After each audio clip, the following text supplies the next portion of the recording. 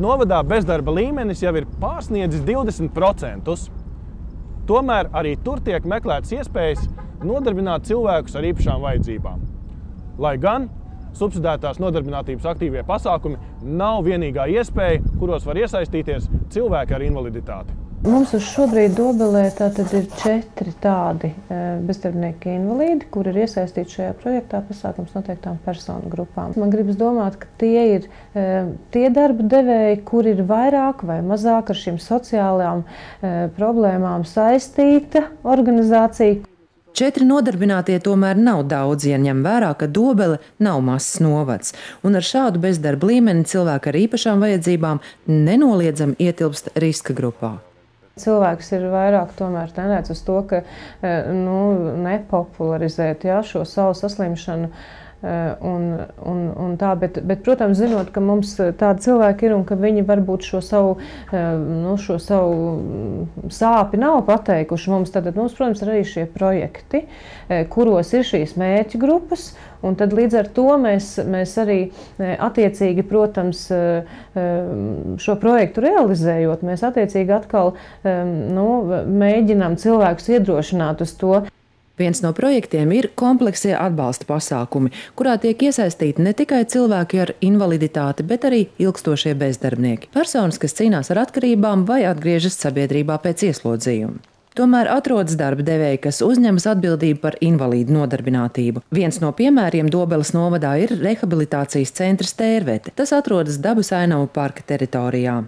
Patreiz iestādes stāti sakarā ar ekonomisko situāciju republikā, un arī, protams, tas skar arī mūs, ir ļoti optimizēti, un principā tas arī rada zināmas problēmas šīs teritorijas un ēku sakopšanā.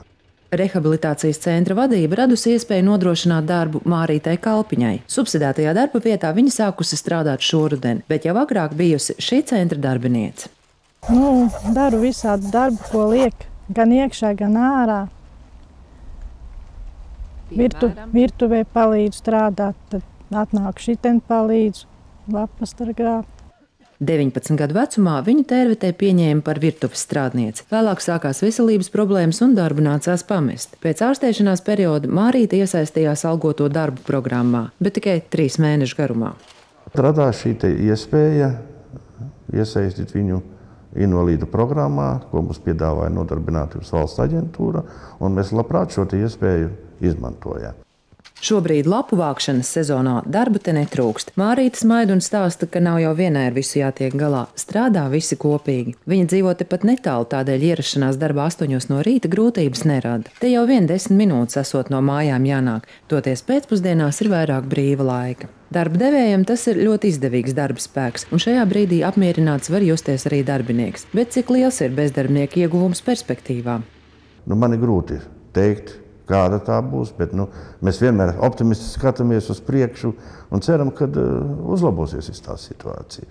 Ja cilvēkam ar īpašām vajadzībām izdodas atrast darba programmas ietvaros, tad patiesībā viņš var justies salīdzinoši stabilāk nekā citi bezdarbnieki, kuri piedalās kādā nodarbinātības pasākumā un saņem minimālo algu no valsts līdzekļiem. Neliela dotācija tad pienākas arī darba devējam, bet tas ir tāds pagaidu risinājums.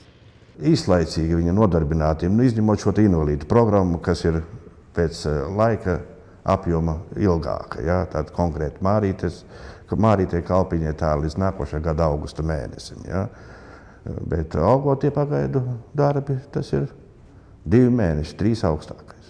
Un viņš atkal ir šeit bezdarbnieku armijā.